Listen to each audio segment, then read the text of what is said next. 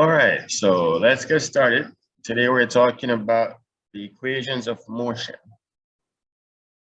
All right, and what we're doing is we're actually taking a look at some formulas and see the best way we can figure out to recall these formulas. So we're going to start with the first one, which is for acceleration. And so as you look over on the left-hand side here, you're going to see the different variables that we're going to be using and what they're measured in, their units. So for example, A represents acceleration, which is measured in meters per second squared. So acceleration is actually the rate of change of velocity, okay? And when you talk about the rate of change of velocity, you're talking about the change in velocity and the rate at which this happens. And so the change in velocity can be represented as V minus U. This is the change in velocity, okay? So this is your final velocity minus your initial velocity. So this represents your change in velocity, okay? And we represent that like this, delta V, okay? Delta V is your change in velocity, okay? But we're talking about the rate. And the rate of change of anything is that thing divided by time, okay? So the rate of change of velocity is the final velocity minus the initial velocity divided by time, and that's acceleration. So then, having said that, the first equation of motion is given as acceleration is equal to V minus U over T, okay? So this is your first equation.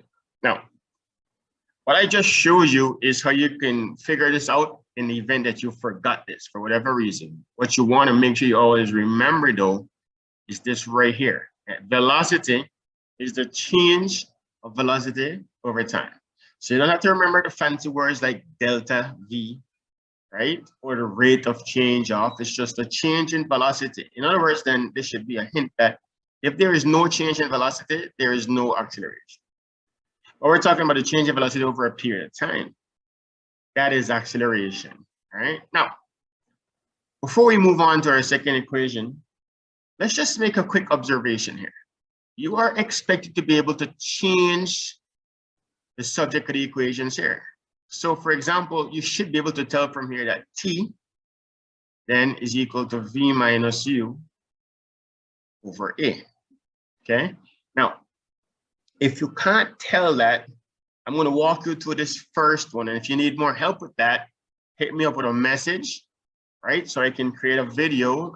By now, I probably already have one that focuses solely on the change of the subject of the equation, all right? So what we're going to do now is we're going to take this right here, and we're going to try and demonstrate how we got this. So let's put this in a corner here, all right? And let's get back to business here, all right? So this is where I'm at. I'm at A is equal to V minus U over T. Now, I want to make T the subject of the equation because I'm trying to find T. I'm trying to say T is equal to something. That means make T the subject of the equation, right? So what I'm going to do is, that tells me I want to get T on a side by itself. So first thing I want to do is get it from out underneath the bottom here, which is the denominator. So I'm going to multiply both sides by T. So I'm going to multiply this side by T, and I'm going to multiply this side by T. Now, when I do that, naturally, this will cancel. That's the whole purpose, right? The whole purpose is to get rid of this from over here. But look at what happens now on the left-hand side. On the left-hand side, now I have A multiplied by T. It's really TA, but in mathematics, sciences, physics, we want to put the letter that comes the closest to the beginning of the alphabet first, right? So AT now is equal to V minus U, because the T had canceled out. And now I'm one step closer to getting to where I want to get to. And again, just to remember, I'm trying to get T as the subject of the equation. Again, what that means is that when I'm done, I'm going to have T is equal to something, which means now I got to get rid of this A. So I got to divide both sides by A. right? So I'm going to divide both sides by a. So I'm going to divide this by a, and I'm going to divide this by a. Why am I dividing both sides? Because whatever I do on one side, I've got to do on the other side. And you'll see it clearly then that these will cancel. And so what I'm going to be left with is t is equal to v minus u over a, which is how we got here, right? Now, similarly, we'll have to be able to figure out how to do the other ones, right? But for now, let's move on to our second equation of motion. So let's move on to distance, displacement. So displacement is just going to be your average velocity times time. That's what displacement is, right? So your average velocity is average, right? It's how you get average of anything, right? You add the two things and you divide them by 2. So what two things am I adding? I'm adding the initial velocity plus the final velocity, and I'm going to divide that by 2. All of this right here represents my average velocity. And I'm going to multiply it by time because that's what I learned from elementary school, that distance is the velocity times time. Except in this case, because I have multiple velocities, I have an initial and a final, I have to find the average of them. And so here we go. Simple as that. This is my second equation. Again, what I just show you isn't just a way to memorize it. It's a way to actually use a concept of what displacement is. It's just a velocity times time, but we have to use the average velocity multiplied by time, okay? Now, let us now move to our third one. Let us move to our third one. Again, the beauty of having these videos is that you can pause, go back, rewind, wait, maybe I missed that part. Maybe I missed that part. Also, let me just remind you that there are other videos on this channel that you can go and check out. Many of them are math, many of them are physics. But if you don't see a video that you would like, put it in the comments, drop me a message, let me know. Also, of course, let me know if this was helpful to you. Okay, and of course, if it was, share it with somebody who you think it could help, okay? All right, so now what we're gonna do now is we're gonna start from scratch here, right? And we're gonna realize how we come up with the third one. So let me start by showing you what the third one is, right? So the third one, I'll just write it somewhere here in the bottom. The third one is S, which is a displacement, is equal to ut plus or minus 1/2 at squared. And let me just say that this plus or minus right here, really just is there because we're going to go with the sign of A. Whatever the sign of A is, that's what we're going to go with.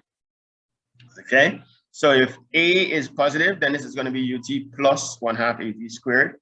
If A is negative, this is going to be ut minus 1/2 at squared. All right, so we really could just put ut plus 1/2 at squared and we'll be just fine there. All right, now let's piggyback on something that we had just now, okay? We had that S is equal to U plus V divided by 2 times T. All right, now what this really is 1/2. Take out the 1/2 here, right? U plus V times T. Okay, all we did is pull out this 1/2 here. Now, let's go back to where we were because now what I want to do is I want to find something to replace V. But what is V? So what I'm going to do is right here, I'm just going to write what we had before for A and then find V. All right, so I had A is equal to U, excuse me, V minus U over T. And so I know that from this, AT is equal to V minus U. And if I wanted to find just V, then I would have to take this minus U and transpose it over there. And so I'd have U plus AT is equal to V. So again, I didn't memorize this. I found this. right? I derived this, I proved this, right? So as long as I remember this, I can find the formula for V, U, or T. How does this help though, right? So wherever I see V, I can plug in U plus AT. So right here, I have 1/2 U plus, that's now V. I'm going to plug in U plus AT, right? That's whatever I find V, and multiply this by T. Now, remember, this is S, this is S, right? So now what I have in here is I have 1/2 U plus U is 2U plus AT, all multiplied by T. So now if I distribute this 1/2, meaning 1/2 times 2U, I get just U, right? Because I get 2U divided by 2, right? Let me just write it out for you. So I get 2U divided by 2 plus AT times T, that gives me AT squared divided by 2. And so this is S, right? And so now S then is U plus AT squared over 2, which is the very same thing as S is equal to U plus 1/2 AT squared. Once again, the beauty of the video is you can go back time and time again because all the explanation is there. And the beauty of it being here in this channel is that you can also make a comment and say, well, can you make this a little bit more clear, or no, or maybe I made a mistake. So you can go back and say, hey, I think you made a mistake at this point, or something of the sort. All right. So this is where we wanted to get to, and this is now your third equation of motion derived. We didn't memorize this. Of course, this isn't that difficult to memorize, but we didn't memorize, right? We knew our second equation, right? Which we didn't have to memorize either, okay? But we knew our second equation and we could have just gone from there, all right?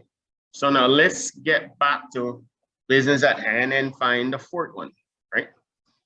So with the fourth one, what we're gonna do is we're gonna again start here. But first of all, let me write what the fourth one is for you. All right, the fourth one, I'll put it in the lower right-hand corner here.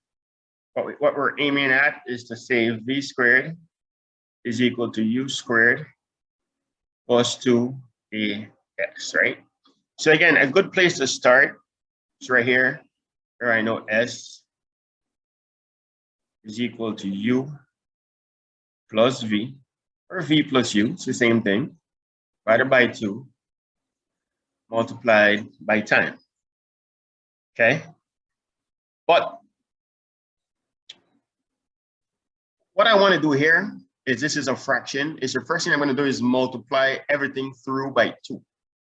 So if I do that, I'm multiplying both sides by 2. Again, the purpose for that is to get rid of the fraction, right? So this 2 and this 2 will cancel out. So there's no more a fraction here, and 2 times S is just 2S. So I'm no longer dealing with a fraction. So I have 2S now is equal to U plus V multiplied by T. But once again, let's come back to the lower corner here. I recall that A is equal to V minus U over T, which means that AT is equal to V minus U, which means that T is equal to V minus U over A, right? So what I can do here is wherever I see T, I can plug in V minus U. So what I'm going to do now is I'm going to do that. 2S is equal to U plus V, which could be V plus U, right? We're going to see how that helps in a minute. U plus V multiplied by V minus U over A. Now, what I realize now is that I've reintroduced a fraction. I know what to do to get rid of this fraction, right? I'm going to multiply both sides by a. So I'm going to get rid of this, which is what I want, right? So now on my left-hand side, what I'm left with is 2as. Right? Now, right here, I know I have v minus u. That's all I'm left with here. And this is u plus v. So I'll just change this around to v plus u. V plus u multiplied by v minus u.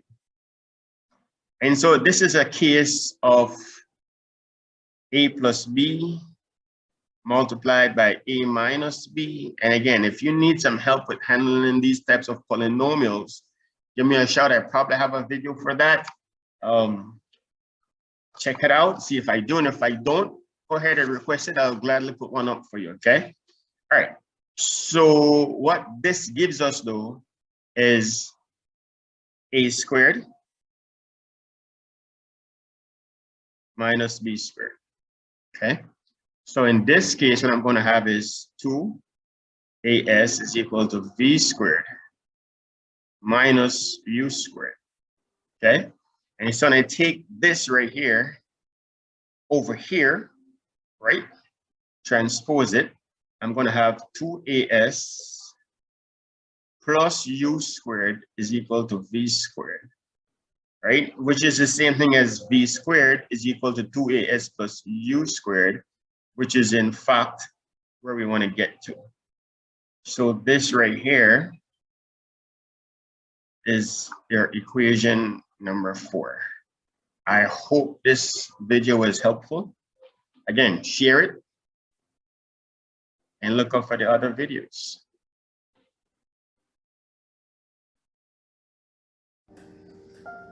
Other videos in this and other series are available. Like, share, and subscribe if you found the video helpful. If there's a topic you'd like to see us tackle, just let us know.